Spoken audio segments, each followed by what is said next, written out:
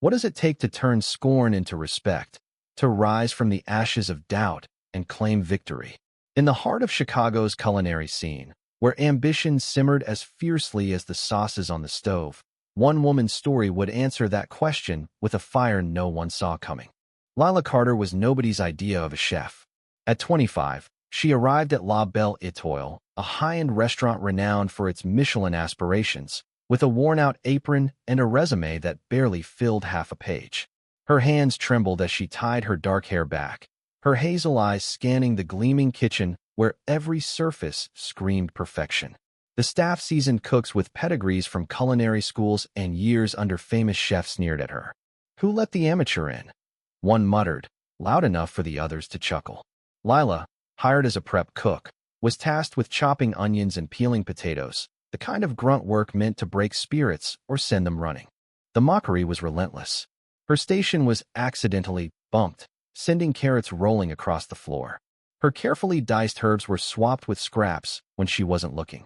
At one point, the head chef, Marcel, a man with a temper as sharp as his knives, barked, "You're slowing us down, Carter. Go back to flipping burgers." The laughter that followed stung worse than any cut. But Lila didn't flinch. She absorbed every jab, every slight, and kept her knife moving, her focus unyielding.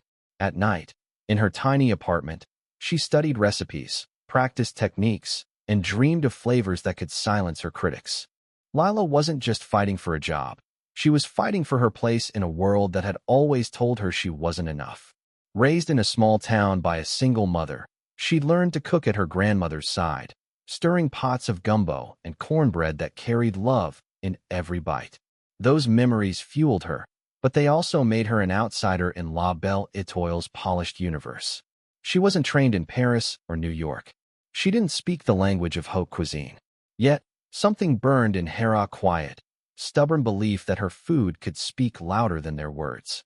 One evening, a critic from the Chicago Tribune was scheduled to dine, and the kitchen was in chaos.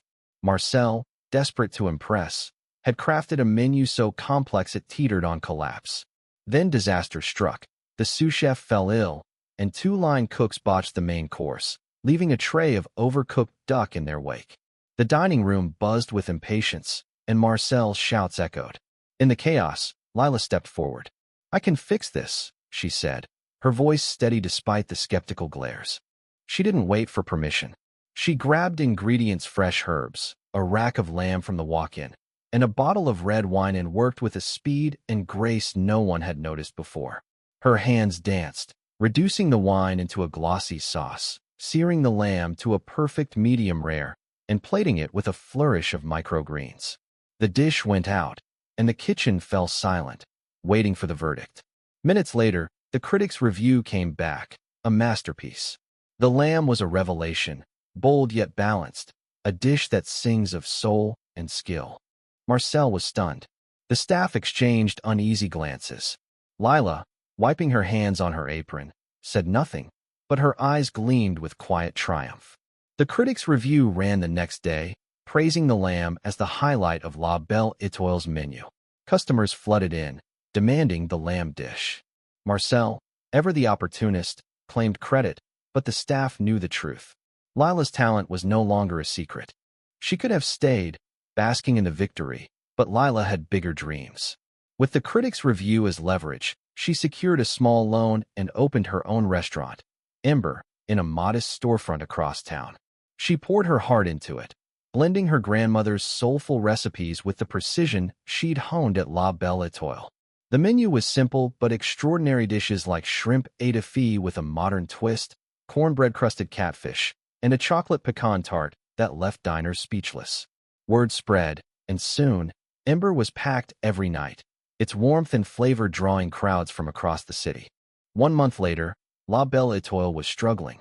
Marcel's ego couldn't sustain the loss of the critics' favor, and customers drifted to Ember's doors. One by one, the same cooks who had mocked Lila appeared at her restaurant, resumes in hand, asking for jobs. The line cook who'd bumped her station. The prep chef who'd swapped her herbs. Even Marcel, his pride swallowed, applied for a sous chef role. Lila hired them, not out of spite, but because she believed in second chances and in proving her worth through action, not words. Ember became a beacon of what talent and heart could achieve. Lila, once the outcast, was now the leader, her kitchen a place where skill trumped status, and every dish told a story of resilience. The staff who once laughed at her now followed her lead, learning from her quiet strength and boundless creativity.